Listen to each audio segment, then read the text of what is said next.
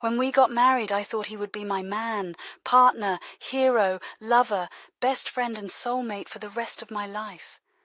I was always convinced that I would be a loving and devoted wife, faithful to my man and everything, never even looking at anyone else, let alone breaking my vows and ruining my marriage. When I first saw him, we had been married for 8 years, and were thinking about adding to our family. At first, I didn't pay much attention to him, but there was something about him, something mysterious, obscene and calculating in those gazes of his that I caught on myself. However, I knew that I would easily put it out of my head and ignore how he undresses me with his eyes every time. I was sure my husband was overreacting, making a big deal of it when he warned me to be careful with this predator, a man known for stealing other people's wives and betting them as his wife. Of course, I would never have bought into that toxic, ostentatious masculinity that he exuded. Oh, I was the wisest woman in this world who loved only her man and would never allow herself to be fooled, and I was extremely offended that my husband doubted my unshakable moral fortitude and strong will to resist temptations. When he had sex with me for the first time, I was stung that I had fallen prey to his advances. He chose the perfect time, right after one of our rare marital quarrels, one of which he witnessed at a social event. Hubby was out of town the next day on business for a week, and I was still seething with rage when this experienced hunter stopped by for a visit, just to talk and be friendly. 60 minutes and 2 glasses of wine later. Suddenly I found myself lying on our marital bed, and his hands supported my arse in a friendly manner. This insidious snake, which I led into our Garden of Eden, spent a lot of time in our bedroom that evening until I collapsed unconscious. After he left, I swore that it would never happen again, and I was sure in his iron self-discipline. After having hot sex for the 3rd time in the front seat of his Audi R8 convertible that week while hubby was away, I began to think a little. Once again, I decisively muttered to him that I had enough. I didn't understand what came over me or why I was such a fool that I succumbed to his attempts. However, I knew for sure that my main man would be home tomorrow, and I was going to immediately end this violent sexual relationship. Leaning back in satisfaction, he wiped his dick with my panties, threw them on my chest, grinned an evil grin and said, "Of course, doll." I was sure that my loving husband would never suspect anything.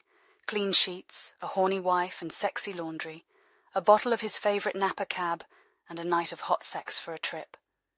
I was sure that I would never be able to travel weary husband. This will happen quite enough when he returns home. My confidence in my ability to use my feminine wiles to confuse his overly naive and simplistic view of the fairer sex overwhelmed me. Everything was great. I wasn't caught. After that, my vanity and pride made me believe that I could easily have a lover on the side, and my dear hubby would never discover this, would never know about my betrayal. For 2 or 3 times a month, for almost a whole year, I unleashed all my unbridled carnal desires. Hotel rooms, his private office, abandoned and remote parking lots, and sometimes my marital bed. All these were the sites of our explosive sexual rendezvous. So convinced was I that my blind hubby did not notice these numerous infidelities. When the deputy sheriff who approached me in the office asked for identification and then loudly and cheerfully announced, "You have received a subpoena," I was sure that this was some kind of stupid and terrible mistake. My husband, who loves me with all his heart, I would never do that, humiliating me in front of my colleagues and boss, and possibly jeopardizing my career.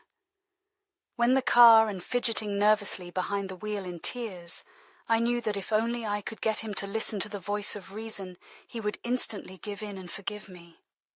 My confidence in my ability to manipulate and control him will, without a doubt, end this not very pleasant day with my victory.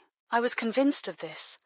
Appropriate words and phrases such as soulmates, meaningless sex, let's create our family, ready to have a child, let's grow old together, will immediately extinguish his possible anger and convince him to give us a second chance, and coupled with the uninhibited sex I would entice him into, well, it would put him in his rightful place and allow us to forget about such a terrible idea as divorce. Approaching the house, I was already smiling and imagining how our beautiful marriage would move on towards a bright future.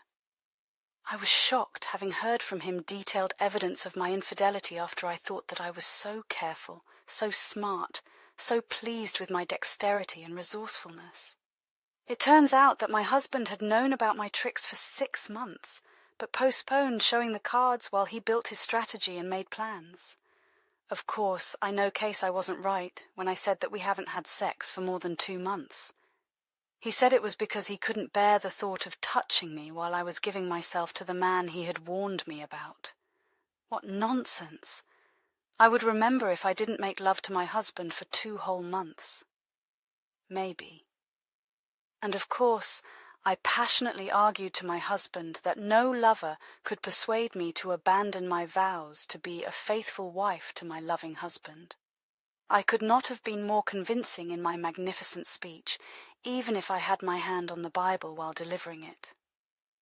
What I was sure of was that he wouldn't have enough brains to track our perverted sexual adventures. But dozens of photographs were laid out on the table in front of me, black and white and colour, which would instantly gather a bunch of likes on any adult website. This is simply impossible, so that he has such evidence. No, no, no.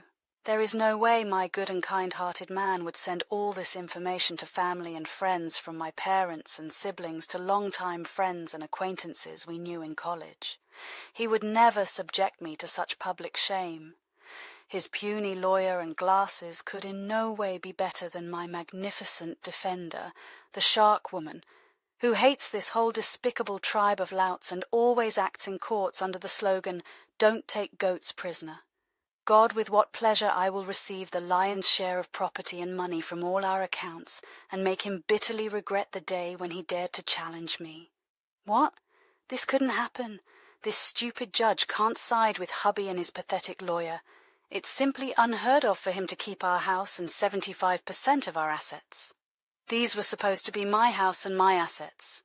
In the meeting room I heard words like ironclad marriage contract, irresponsible disrespect for family and shamefully promiscuous behaviour, but they did not penetrate my mind, sliding along the edges of consciousness as meaningless gobbledygook words. It must have been some kind of nightmare from which I could wake up with relief at any minute. Yes, that's how it is. Of course, my now ex-husband would meet me in the hallway and listen to my last apology, which would sound so sincerely. And then he will hug and kiss me tightly and forgive me my little flaws and will eventually take me back.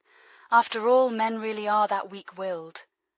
At that moment, when my ex disappeared from the courthouse in the blink of an eye, completely ignoring my heart-rending cries, "Wait a minute, we need to talk," I was not taken aback and soon called my lover to delight him with the news that I was moving in with him. In any case, he was better than my ex-hubby in every way, and I would show my ex-husband how truly pathetic and dull his life would be without me. 10 minutes later I hung up, not believing my ears. My lover couldn't stop from uncontrollable laughter when he heard my idea that he would take me to his place and we would be happy together. It simply couldn't be what he said when he stopped laughing, baby. It was so much fun hanging out with you while this was going on. But you know, I'm not into second-hand junk. I couldn't be alone. It's just absurd that almost everyone I knew, with the exception of my mother, refused to even talk to me, and it's completely incomprehensible that even my dear mother, being a kind and gentle person by nature, did not allow me to move in with her. Where is this world going? And here I am standing in the parking lot, abandoned by everyone and alone, holding in my hands and staring blankly at the positive report on STDs from my doctor. What's going on anyway? This is simply unthinkable. Looking back, I suddenly thought that maybe made an error. Would you like to understand which one, where, and when? Subscribe to our channel so that your second chaff doesn't cheat on you, and go ahead and listen to the next story, because this story is nothing compared to the next one. If you're under 18, don't even think about listening to the next one.